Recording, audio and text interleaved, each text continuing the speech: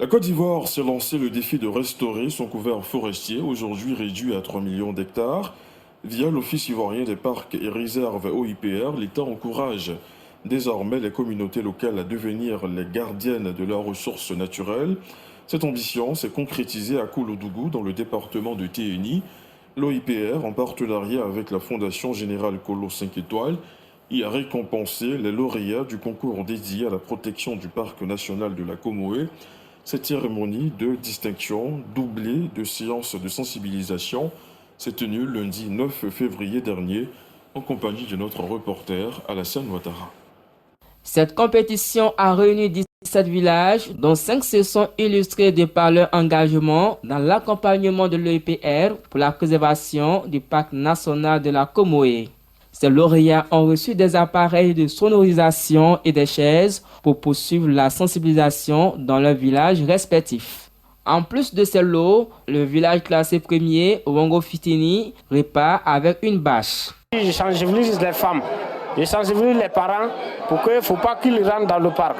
On est le premier passé, comme on surveille le parc, et je suis très content, je vais continuer avec... Kone Mamadou, animateur rural à l'EPR, rappelle l'objectif visé par cette compétition. L'objectif, c'est de les amener à s'impliquer davantage dans la cause du parc national de la Comoé et à promouvoir les idéaux de la conservation du parc national de la Comoé et aussi avec des modèles à l'instant de tous les secteurs qui entourent le parc. 2 séances de sensibilisation étaient au menu de cette cérémonie de récompense, l'une sur la transhumance et l'autre sur le paillage clandestin.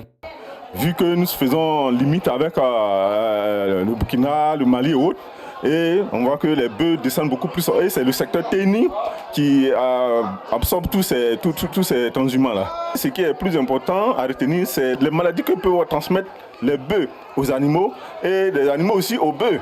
Et c'est les mêmes bœufs-là qui vont sortir, nous allons les consommer et on risque de prendre aussi ces maladies-là.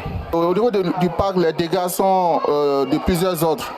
D'abord, il y a la destruction du sol, il y a aussi la perte de la biodiversité, notamment les plantes, les animaux et puis les écosystèmes.